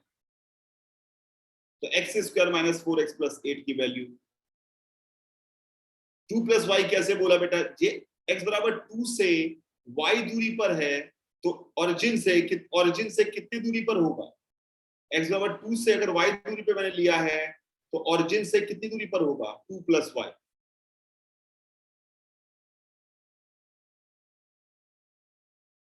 फिर से मैं दूसरे सवाल के थ्रू आपको दोबारा सवाल समझाता हूं ताकि एकदम घुस जाए दिमाग में। ध्यान से सुनना, बोलना मत। पार्टिकल के लिए उसका u दिया हुआ है x² - 4x, थोड़ा बदल देता हूं, x² - 8x, u बराबर दिया हुआ है x² - 8x + 16। टोटल एनर्जी जो दी हुई है वो दी हुई है 36। टोटल एनर्जी दी हुई है 36 जूल। मास दिया हुआ है 2 kg। ठीक है, अब सवाल में पूछा गया, ध्यान से देखो। सबसे पहले force as a function of X, पहला पार्ट। तो याद रखिएगा फोर्स में फोर्स क्या होता है? फोर्स होता है, जिसको नहीं आ रहा हो ध्यान से देख लें, -du/dx। -du/dx आपने किया तो आएगा 8 - 2x, 8 - 2x, माइनस 2x - 8 नहीं, 8 - 2x। Number 2, equilibrium. इक्विलिब्रियम उसे कहते हैं जहां पे फोर्स 0 होता है। फोर्स 0 को मैंने जैसे ही किया तो हमारे पास आंसर आया x बराबर 4 मीटर। फिर मैंने नेचर ऑफ इक्विलिब्रियम चेक करने के लिए मैंने x एक्सिस बनाई और मैंने कहा कि ये हमारा पॉइंट है इक्विलिब्रियम का, जिसकी वैल्यू है x बराबर 4। अगर पार्टिकल इसके राइट में गया, अगर उसके ऊपर फोर्स निगेटिव यानी लेफ्ट में आ जाएगा, इसका मतलब है कि फोर्स का नेचर स्टेबल है। तो मैंने यहाँ पर माना x बराबर 5 पर पार्टिकल है। x बराबर 5 पर फोर्स निकालने के लिए मैंने 8 - 2x में x की वैल्यू 5 डाली। x की वैल्यू 5 डाली तो फोर्स की वैल्यू -2 आई। माइनस का मतलब इधर फोर्स लग रहा है, इसका मतलब स्टेबल है, स्टेबल है। अगला पॉइंट हमें चेक करना है कि SHM है कि नहीं है। उसके लिए मैंने क्या किया, मैंने, आपको याद होगा SHM प्रूव करने के लिए इक्विलिब्रियम से वेरीफाई x डिस्टेंस लेते हैं, पर यहाँ x दूसरा नंबर यूज किया हुआ है, तो मैंने इक्विलिब्रियम से, जो कि x बराबर 4 पे था, शायद x बराबर 4 पे था, इक्विलिब्रियम x बराबर 4 पे था, उस x बराबर 4 से मैंने यहां से y डिस्टेंस पर पार्टिकल को एज्यूम किया। अब इसके ओरिजिन से कोऑर्डिनेट की अगर बात करें तो ये डिस्टेंस हो जाएगी 4 प्लस y, ये अगर ओरिजिन है तो उसका कोऑर्डिनेट हो जाएगा 4 प्लस y, तो फोर्स की वैल्यू आएगी 8 माइनस 2 टाइम्स 4 प्लस y, तो फोर्स की वैल्यू हमारे पास आ जाएगी -2y, तो ये हमें क्लियर कट बताएगा SHM है। जैसे ही -2 और y SHM आ गया, फोर्स की वैल्यू -2y आ गई और ये SHM आ गया। अब हम क्या करेंगे, ओमेगा की वैल्यू कैसे निकालेंगे, तो हमें पता है, मैं इतना सिंपली, इतना आसान मेहनत करके बोल रहा हूँ, ध्यान सुनिए, हमें पता है कि अगर f बराबर माइनस समथिंग इंटू एक्स या समथिंग इंटू वाई आ जाए, तो ओमेगा की वैल्यू अंडरवुड c/m होती है। एक्स वाई में कंफ्यूज मत होइएगा, वेरिएबल का नाम कुछ भी हो सकता है। तो बाय दैट लॉजिक ओमेगा की वैल्यू c की जगह 2, m की जगह भी 2, ओमेगा की वैल्यू 1 आ गई। अब हमें चाहिए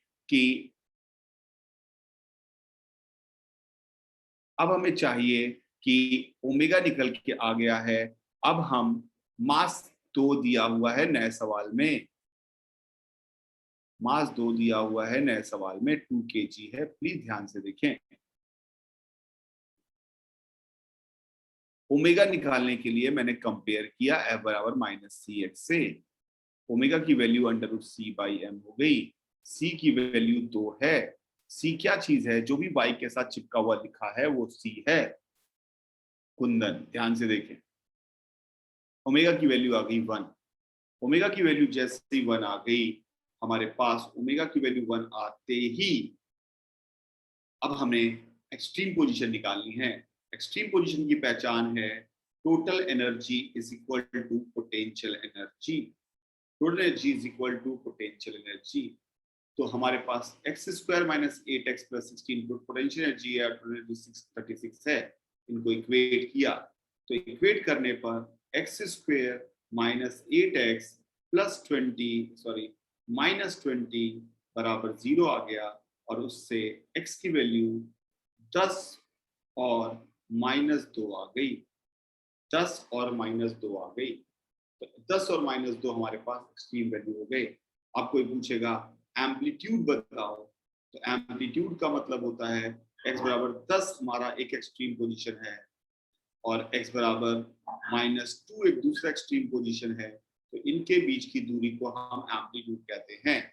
तो x बराबर 10 और -2 के बीच की दूरी को एम्पलीट्यूड कहते हैं। यानी कि एम्पलीट्यूड हमारे पास आ गया मीन से एक्सट्रीम की दूरी, that is equal to 8, and that is our answer. I hope अब समझ में आ गया। Sorry 6, that is our answer.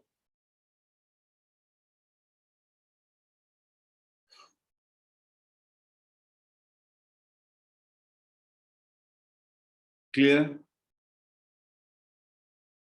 Amplitude बेटा हाफ के ए स्क्वायर नहीं करते पोटेंशियल एनर्जी को, क्योंकि स्प्रिंग मास सवाल नहीं था, मुझे नहीं पता कौन सा सवाल। अब थोड़ा सा एक और अगला स्टेप पे पढ़ते हैं। एक्सट्रीम पोजीशन की पहचान क्या है मेरे बेटा? एक्सट्रीम पोजीशन की पहचान है total energy is equal to potential energy, और कुछ भी नहीं। Total energy is equal to potential energy.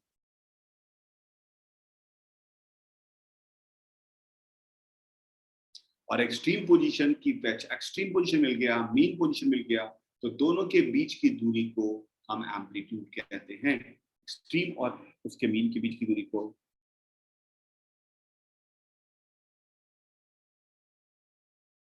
8 - 2x कैसे आया कुंदन? ये बहुत अजीब बात है, आपको ये थोड़ा बहुत पढ़ा होना चाहिए। फोर्स की वैल्यू हमारे पास -du/dx होती है, इसको डिफरेंशिएट करेंगे तो 2x - 8 का उल्टा यानी 8 - 2x आएगा। और एम्पलीट्यूड हमारे 10 पर और -2 पर एक्सट्रीम आए हैं, मीन है 4 पर, तो 4 से 10 के बीच की दूरी को, yes Pushpraj, total energy kinetic energy 0 है। बिल्कुल बिल्कुल सही कहा आपने।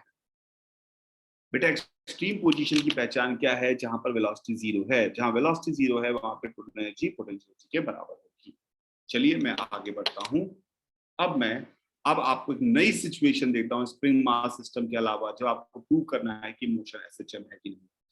क्या आपको इतना पता है, ध्यान सुनना, क्या आपको इतना पता है कि दो चार्ज पार्टिकल Q1 और Q2 अगर r दूरी पर रहते हैं तो उनके बीच का फोर्स होता है K Q1 Q2 by r²?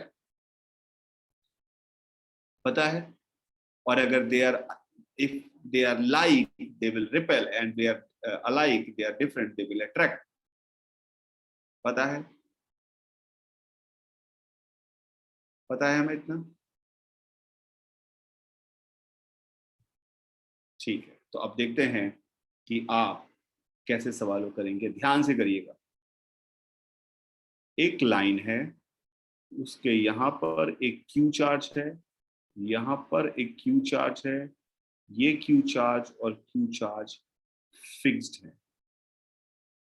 मतलब कील से गाड़ दिया गया है, फिक्स्ड है। इनके बीच की दूरी 2a है, इनके बीच की दूरी 2a है। ये इनका मिड पॉइंट है, मतलब ये दूरी a है। इस मिड पॉइंट पर मैंने एक छोटा सा चार्ज पार्टिकल रखा, इसका चार्ज Q और मास m है। जो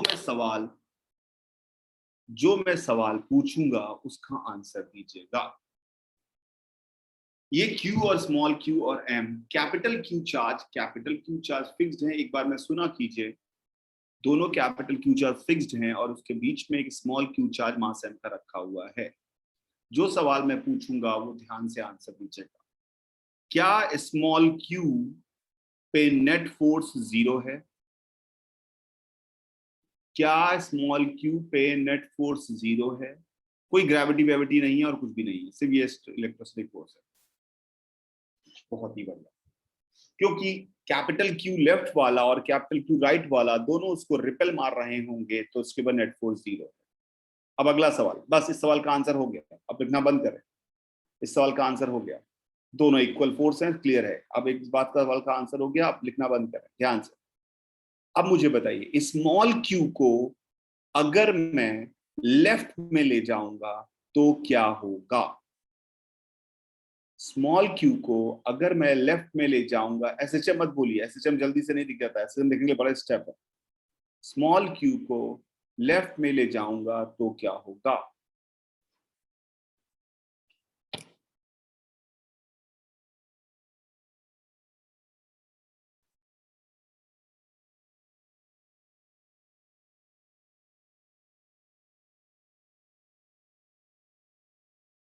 बहुत ही बढ़िया, बहुत सारे लोगों ने सही आंसर लिखा।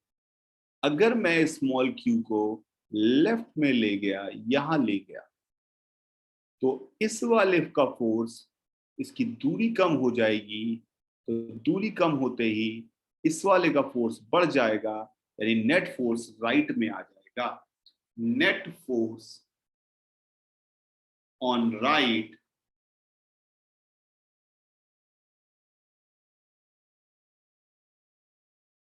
net force towards right if displaced left,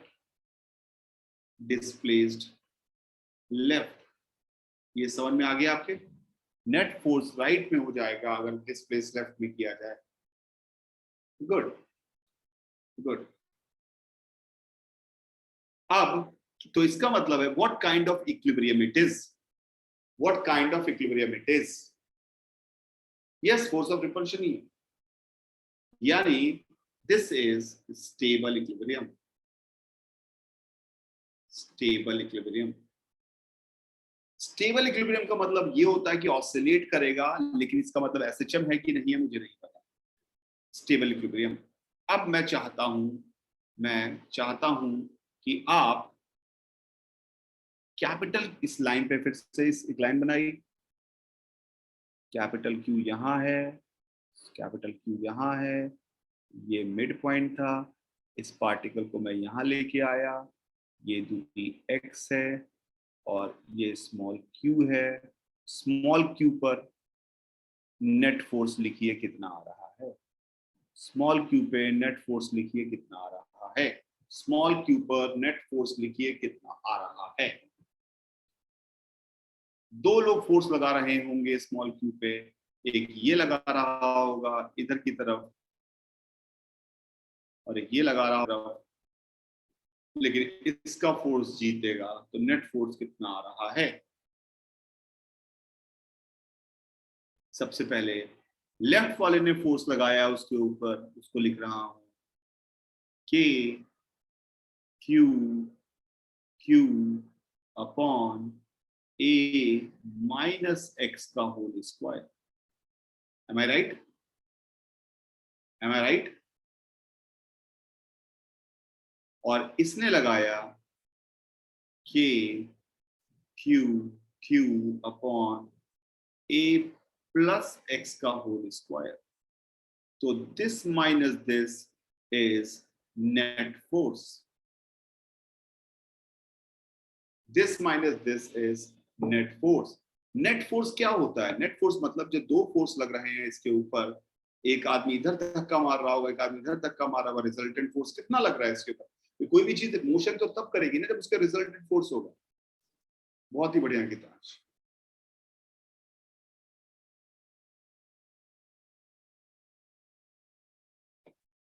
तो नेट फोर्स इतना आया। नेट फोर्स हमने सिंप्लीफाई किया, थोड़ा सिंप्लीफाई करते हैं तो अब थोड़ी मेहनत करनी पड़ेगी। तो हमारे पास आया 4K Q A x upon A square minus x square का whole square is equal to net force. Check करिए सिंप्लीफाई करके। क्यू रिपेल मार रहा है, कैपिटल क्यू रिपेल मार रहा है। रिपेल का मतलब क्या होता है? रिपल्सिव फोर्स मतलब हमेशा अपने से अवे लगाए। तो जल्दी से निकालिए कितना आया। ये फोर्स आ रहा है, ये जो मैंने लिखा है सिंप्लीफाई करके। बीच के स्टेप अगर मैं गायब नहीं करूंगा ना तो आप सो जाएंगे, आप दिमाग लगाना बंद कर देंगे और कुछ सीखेंगे नहीं। सिर्फ टाइमर बात कर रहे हैं। कैलकुलेशन आपको खुद करनी पड़ेगी थोड़ी बहुत। दोनों फोर्सेस का रिजल्टेंट निकालिए, सिंप्लीफाई करिए, देखिए यही आ रहा है क्या? यही आ रहा है। करके देख लीजिएगा, यही आ रहा है। ठीक है कुंदन, देख लें। ठीक है, ये आ गया। क्या ये फोर्स x के प्रोपोर्शनल है? जो सवाल पूछा उसका आंसर दीजिएगा, पुराना आंसर बंद। क्या ये फोर्स x के प्रोपोर्शनल है? क्या ये फोर्स x के प्रोपोर्शनल है? क्या ये फोर्स x के प्रोपोर्शनल है? आंसर है नहीं। x के साथ लिखा हुआ चीज क्या कांस्टेंट है? फोर्स में x के बगल में जो लिखा है वो कांस्टेंट है? नहीं। तो हम क्लेम करेंगे यहीं पर कि पार्टिकल, ये बहुत इंपॉर्टेंट है जो समझ में आना चाहिए। एसएचएम का मतलब हर समय एसएचएम ही नहीं होता होगा। पार्टिकल विल ऑसिलेट, ऑसिलेट तो करेगा, रिस्टोरिंग फोर्स है तो oscillate, but not SHM, but not SHM. क्यों एसएचएम नहीं है? x के साथ फोर्स समथिंग इनटू x होना चाहिए। x के बगल में जो भी लिखा हो, ये जो लिखा हुआ है ये कांस्टेंट नहीं है। Not linearly. प्रोपोर्शनल का मतलब यहाँ पे लीनियर प्रोपोर्शनल नहीं होता है, प्रोपोर्शनल नहीं कहलाता है इसको। तो particle will oscillate but not SHM. तो इसका मतलब समथिंग इनटू x नहीं है, तो एसएचएम नहीं है। तो हम कहेंगे कि पार्टिकल ऑसिलेट करेगा पर एसएचएम नहीं है। एसएचएम नहीं है।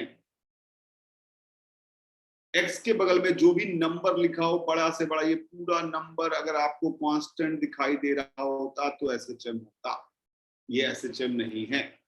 अर्पित, गुड। एक्स लिखा है ना इसके नीचे, तो कांस्टेंट कैसे हो सकता है? ठीक है, एसएचएम नहीं है। अब इत्तेफाक से हमारे सिलेबस में एसएचएम के अलावा कोई और ऑसिलेशन आता नहीं, तो हम कोशिश करके कुछ चेंज वेंज करके सवालों को एसएचएम बनाने की कोशिश करते रहते हैं। तो हम यहाँ पर एक एजम्पशन लेते हैं कि माना, लेट, ये बहुत इंपॉर्टेंट है, तभी होगा x is very very very less than a, यानी बहुत छोटा सा डिस्प्लेसमेंट किया। Let x is very very very very very less than a, यानी पार्टिकल को अपने मीन पोजीशन से मैंने बहुत हल्का सा चलाया है, यानी बहुत छोटा सा चलाया, यानी यहां से यहां बहुत कम चला रहा। तो उसमें मेरा assumption है कि ये x is very very less than a, तो जैसे ही x is very very less than a, ये x स्क्वायर नेग्लेक्ट हो जाएगा, ये x स्क्वायर नेग्लेक्ट हो जाएगा। तो हमारा आंसर हो जाएगा f नेट बराबर 4KQQA अपॉन a की पावर 4 इंटू x। और जैसे ही ये a की पावर 4 इंटू x, अब ये नंबर पूरा का पूरा कांस्टेंट हो गया। तो बिल्कुल सही बात कही पीयूष शर्मा आपने कि छोटे छोटे डिस्प्लेसमेंट के लिए स्मॉल हिलाया तो एसएचएम है, बड़ा डिस्प्लेसमेंट दिया तो उसका नाम एसएचएम नहीं है। तो जैसे ही ये प्रोपोर्शनल टू कांस्टेंट आया तो हमने कहा अब ये एसएचएम है, यानी कोई पूछे कि इसमें एसएचएम करेगा कि नहीं करेगा, तो आप बोलोगे अगर इस छोटे से पार्टिकल को स्मॉल डिस्प्लेसमेंट दिया तो एसएचएम करेगा, लार्ज डिस्प्लेसमेंट दिया तो एसएचएम नहीं कहेगा। न्यूमरेटर वाला एक्स थोड़ी गायब होता अंकिता, शायद आपने अप्रोक्सीमेशन पढ़े नहीं थे, तो न्यूमरेटर वाला एक्स थोड़ी गायब होता।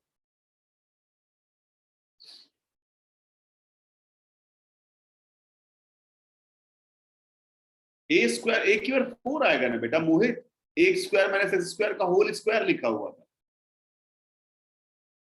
आप मेरी बात ध्यान सुन लीजिए, आपका सेकेंड को टेस्ट है, न्यूमरेटर का कभी जाता नहीं है एक्स।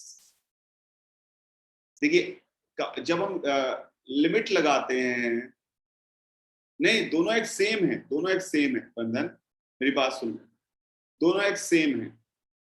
जब हम लिमिट लगाते हैं तो सिर्फ जहां पर बड़ी चीज जुड़ और घट रहा होता है वहां पर नेग्लेक्ट करते हैं, गुणे में किसी चीज को नेग्लेक्ट नहीं करते, मल्टीप्लाइड वाली चीज को नेग्लेक्ट नहीं करते, हमेशा लिमिट। अरे ये आपने मैथमेटिकल अप्रोक्सीमेशन सीखा होना चाहिए था, पर नहीं सीखा है तो अभी मैं बोल रहा हूँ, सुन लीजिए। यहाँ पर एटलीस्ट जब कोई चीज बहुत छोटी है, जैसे फॉर एग्जाम्पल अगर आपके पास लिखा हो x upon 3 minus x square, तो अगर x बहुत छोटा है तो 3 के मुकाबले बहुत छोटा है, तो आप इसको नेग्लेक्ट नहीं कर देंगे, आप इसको नेग्लेक्ट करेंगे। नेग्लेक्शन हमेशा एडिशन और सब्ट्रैक्शन में होता है। हाँ, अब सुन ले मेरी बात।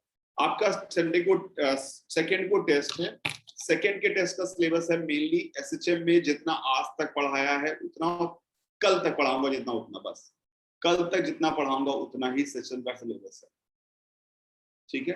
डरिए मत, अपने डाउट काउंटर पे अपनी जूम क्लास में टीचर से अपने डाउट पूछते रहिए, अपनी बातें समझते रहिए, और मैं जो कोशिश कर रहा हूँ मुझसे भी पूछते रहिए। हम दोनों मिलके कुछ ना कुछ सिचुएशन में बेटर करने की कोशिश करेंगे, जो है वो है सिचुएशन, उसको हमें फॉलो करना चाहिए,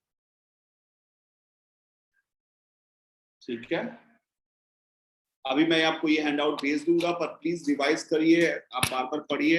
रेसेस मैंने आपको विद सॉल्यूशन भेज दी है, just try to attempt those races. आज का होमवर्क है आपका, ध्यान से समझने की कोशिश करिएगा। आपको एक्सरसाइज O1 में 30 तक सवाल लगाने हैं, 1 से 30, और रेस 1-2 कंप्लीट करनी है। एक्सरसाइज O1 में 30 तक सवाल लगाने हैं और रेस 1-2 कंप्लीट करनी है। ठीक है, कल मैं थोड़ा डिस्कस भी करूंगा, तो आज हमने थोड़ा पढ़ा, कल डिस्कस करूंगा और आगे की चीज पढ़ा। प्लीज इसको कंप्लीट करने की कोशिश करो। बाय रहेगा सभी को। अब मैं जा रहा हूँ, आपकी क्लास अभी खत्म होती है, टाइम हो गया हमारा। मैं हैंड आउट दे दूंगा। प्लीज अपना ध्यान रखें, तबीयत मत खराब होने दें, कुछ भी हो जाए अपना ध्यान रखें। खुश रहिएगा, ध्यान रखें।